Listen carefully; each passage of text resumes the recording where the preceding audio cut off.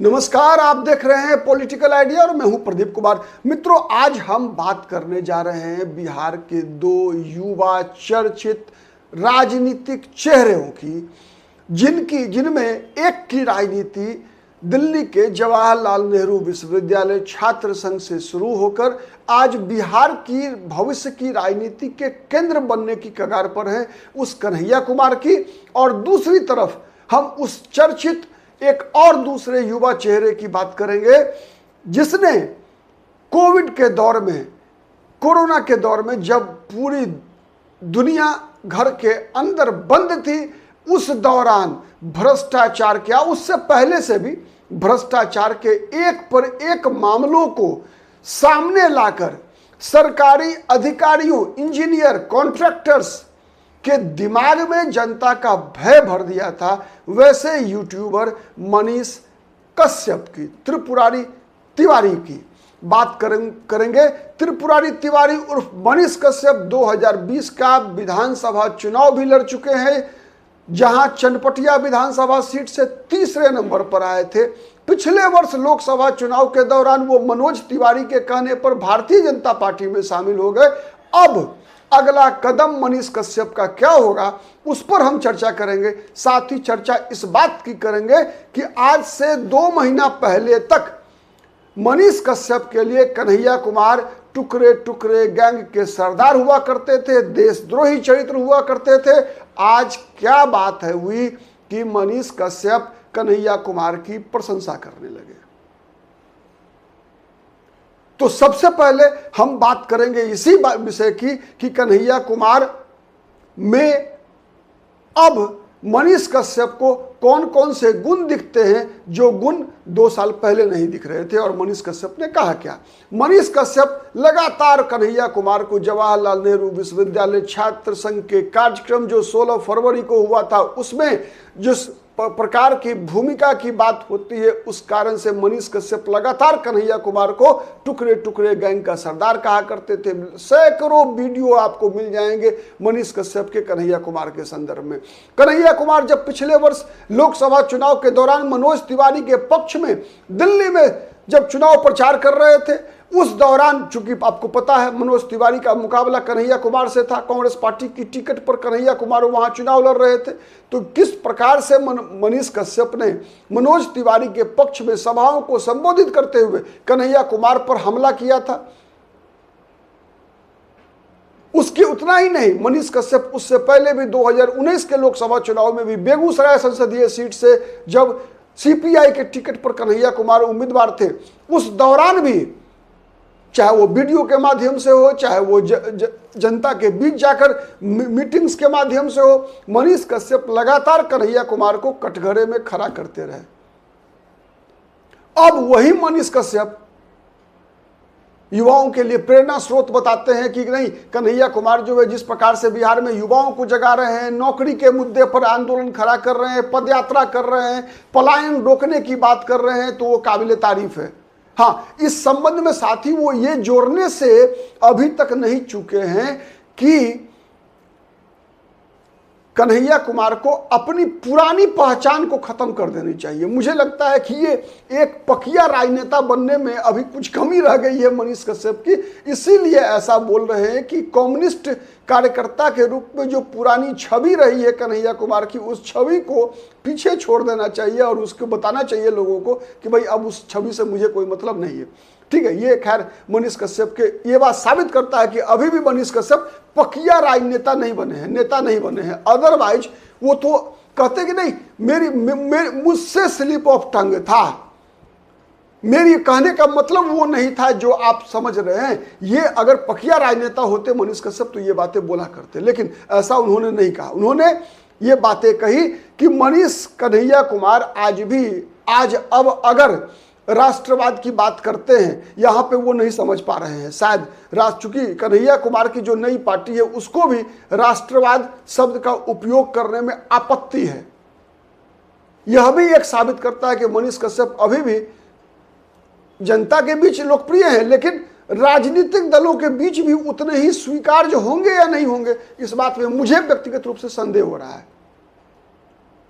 तो हम मनीष कश्यप क्यों कर रहे हैं, कैसे कर रहे हैं, इसका क्या लाभ मिलेगा, उसकी बात की भी एक पड़ताल करना चाहते हैं।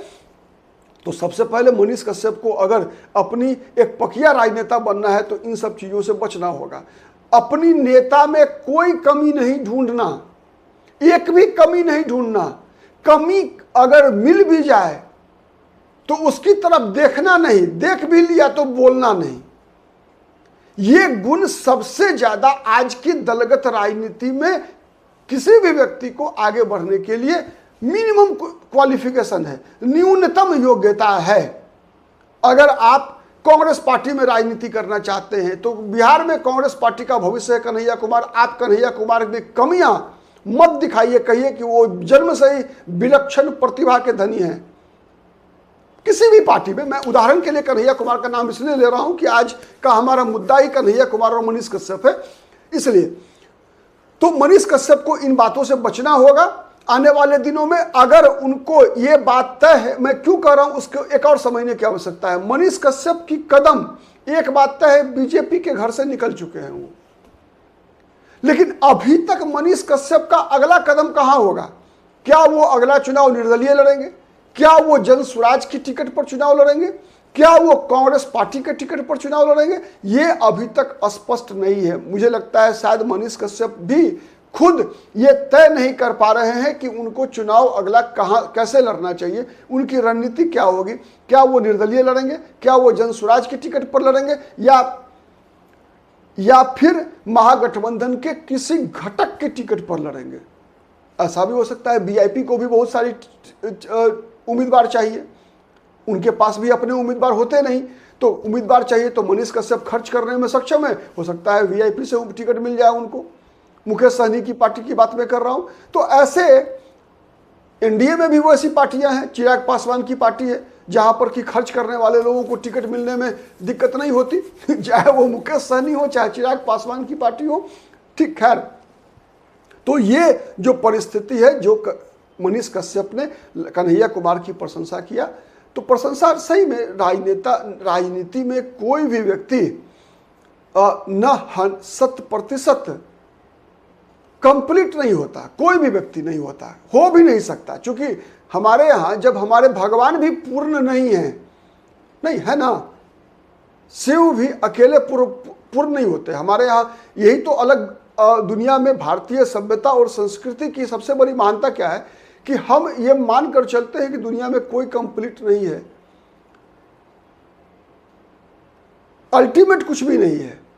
अल्टीमेट केवल 5 चीजें हैं जिसे भगवान कहते हैं हम। अल्टीमेट केवल इतना ही है, भ से भूमि, गौ से गगन, वो से वायु, औ से अग्नि और नौ से नीर, पंच तत्व, यही केवल भगवान, ये भगवान यही केवल कंप्लीट है। क्योंकि इन 5 के बगैर धरती पर जीवन बचेगा ही नहीं, इसीलिए जीवन की रक्षा करने वाला भगवान। और भगवान मतलब भ से भूमि, फिर मैं रिपीट कर रहा हूं, गौ से गगन, वो से वायु, औ से अग्नि, नौ से नीर। इसके अलावा जितने भी और कुछ हैं, नाम आप ले लीजिए, कुछ भी, चाहे वो शिव हो, पार्वती हो, अल्लाह हो, जीसस हो, ये सब प्रतीक हैं। आपको चरित्र में देवता दिखेगा। बहुत सारे महापुरुष भी है, उनका लोग कहते हैं ना कि भाई महापुरुष है, मतलब उनके अंदर भगवत अंश आ चुका है, भगवान का अंश है। लेकिन भगवान तो केवल ये 5 ही चीज है जो जिसने धरती पर जीवन बनाया, नहीं।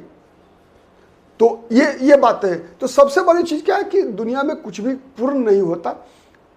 न मनीष कश्यप पूर्ण हो सकते हैं, न कन्हैया कुमार पूर्ण हो सकते हैं, न नरेंद्र मोदी पूर्ण हो सकते हैं, न राहुल गांधी पूर्ण हो सकते हैं। और हर के अंदर कुछ न कुछ गुण भी होता है, अवगुण भी होता है।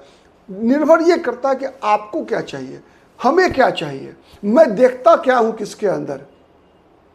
ठीक है, लालू प्रसाद यादव में किसी को चाराचोर दिखता है, किसी व्यक्ति को दिखता है कि कैसे लालू प्रसाद यादव की राजनीति में आने के बाद बिहार के मुख्यमंत्री पद पर थे वो, तो किस प्रकार से जो समाज के निचले तबके थे उनके अंदर जागरूकता कैसे आई।